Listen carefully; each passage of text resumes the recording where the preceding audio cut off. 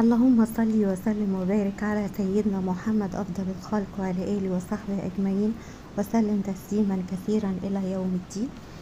صباح الفل، صباح الورد، صباح الياسمين. ازيكم يا أحلى مطلعين؟ يا رب دايما تكونوا بخير، كل سنة وانتم طيبين. النهاردة هنعمل ماسك حلوة قوي قوي. قبل ما نعمل الماسك بتاعنا كده نحط اللايك ونصلي على النبي في الكومنتات ونعمل مشاركة عشان يوصل لأكبر عدد من الناس يستفيدوا منه، واللي بتفرج عليا يحط اللايك ويشترك عندي ويفعل الجرس على كلمة الكل عشان يوصلوا كل جديد فضلا وليس أمرا. الماسك بتاعنا النهاردة ماسك حلو قوي قوي. ماسك يعتبر لتنظيف ايديكي، بيخلي ايديكي في ثانية بتلمع وبيضة وجميلة، مفيهاش اي تشققات، مفيهاش اي بقع. الماسك بتاعنا بمكونين 2، يعني يعتبر كده ببلاش. احيانا لما بتيجي تعملي محاشي، يعني مثلا لما بتيجي تقوري البتنجان بيسود الايدين. اما بتيجي مثلا تعملي الكوسة بتعمل بقع في ايديك اللي هو اللون الاخضر. لما بتيجي تفصصي الرمان برضو بيعمل لون في ايديك اللون الاسود. اي بقع او اي الوان بتيجي في ايديكي بتروح في ثانية من الماسك اللي هقولك عليه ده. ماسك حلوة قوي قوي، عبارة عن معجون اسنان، وطبعا مش نوع معين، اي نوع انت بتستخدميه حلو. هناخد زي ما احنا شايفين كده حتة صغيرة جدا، قربتلكوا الصورة شوية اهي، حتة صغيرة يعني زي ما انت شايفة كده. وطبعا للأسف الشديد لما عصرت نص ليمون عليه، للأسف الشديد الموبايل ما كانش بصور لان انا بصور لوحدي، فكنت ناسية افتحه. عصرت عليها نص ليمونة بس. هتقلبيها كويس قوي قوي لحد ما تحسي ان المعجون اختفى في الليمون، مفيش في كتلة ولا بلزق في الطبق ولا في حتت ولا الكلام ده، زي ما احنا شايفين كده سايل سايل كأنه لون واحد. تقلبي فيه حلو قوي قوي. وبعد كده بتعملي ايه يا ست الكل؟ بتغسلي ايديك كويس جدا، ونص الليمونة اللي عصرتيها في المعجون مش بترميها. ليه؟ لان هي دي اللي هنعمل بها ايدينا.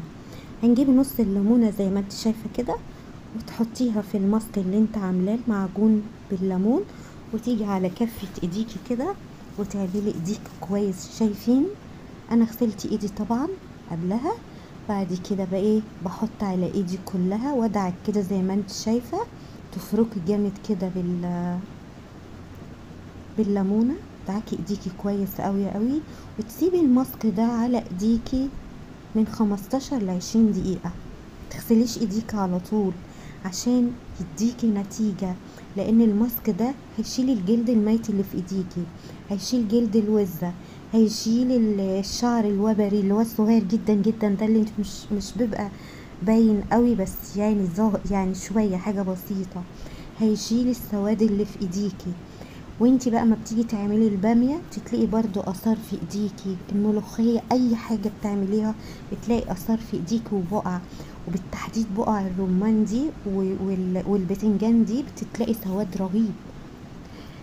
فالليمون والمعجون ده في ثانية بيخلي ايديكي بيضة زي الفل، بتلمع جميلة جدا جدا. في بقى حاجة عايزة اقولك عليها، حطي تحتها كده مليون خط. في ناس اصحاب قنوات بيقولوا ان انتي ممكن تعملي الماسك ده بوشك، حطيه على بشرتك. انا اي ماسك بجيبه او بنزله فيديو مش بنزله لما اجرب الاول عشان يبقى فيه مصداقية، ما اعملش حاجة اقول لكم حلوة وهي اصلا وحشة. انا جيت غسلت وشي وقلت يلا ايه يا عبير حط الماسك ده على وشك وجربي. عارفين يا جماعة الشطة اللي على الهادي، حسيت ان وشي كله والع، كملتش دقيقتين ووشي كله والع. غسلت وشي كويس جدا مرة واتنين وتلاتة لحد ما وشي ده هدى. بعد يعني ب5 دقايق رحت حاطه المرطب على وشي. الحمد لله انا بقيت خايفة على وشي، لا يحصل التهابات او حساسية. الماسك ده ما بيتحطش الا على الايدين. وممكن برضو الماسك ده تيجي كده على رجليكي من النص، بيبقى فيه احيانا اسمرار، ممكن تحطي عليها الماسك ده، حلو قوي قوي، بيشيل الاسمرار في ثانية. بتحطي بالليمونة وبتفضلي كده رايحة جاية بالليمونة. الاسمرار اللي في الكوع بتاع الايدين، الاسمرار اللي في الكوع ده، مجرد ما تحطي الماسك ده بتشال فورا.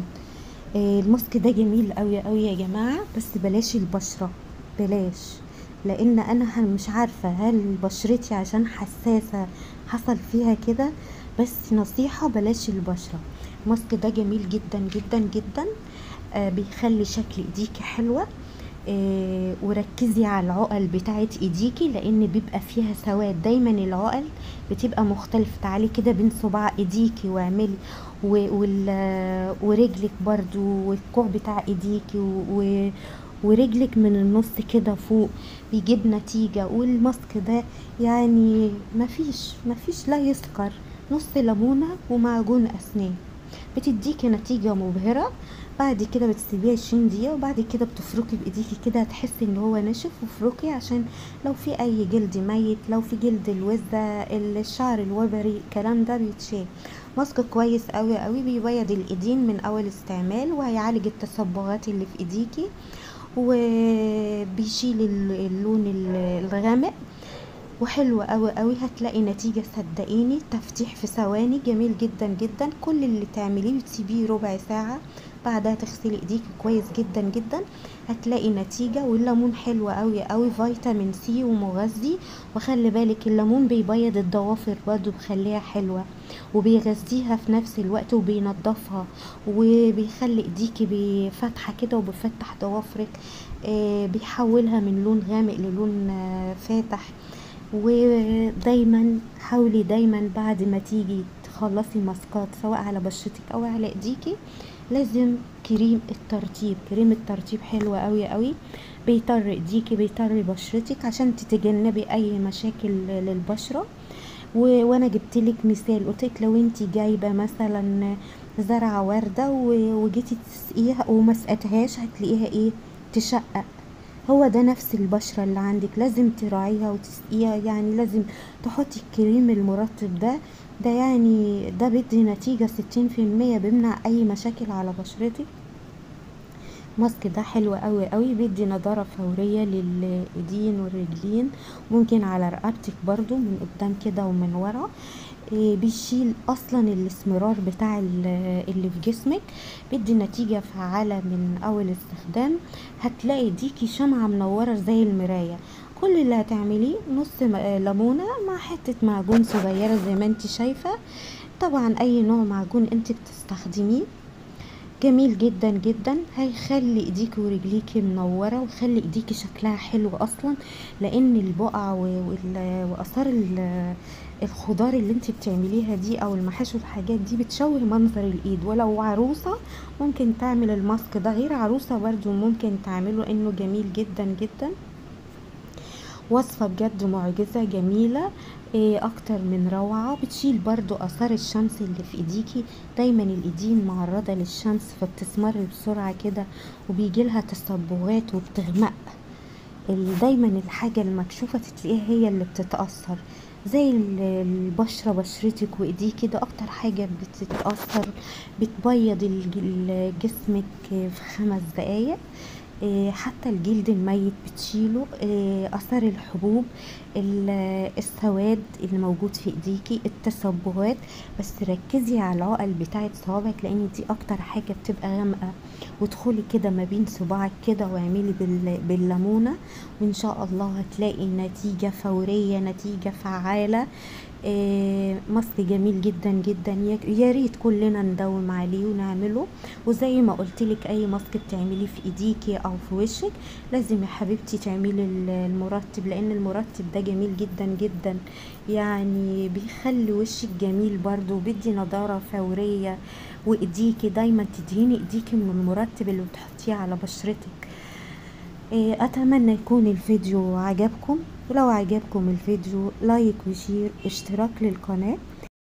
وفعلوا الجرس على كلمة الكل عشان يوصلكوا كل فيديوهاتي. اشوفكم على خير ان شاء الله في فيديو جديد ووصفة جديدة. السلام عليكم ورحمة الله وبركاته.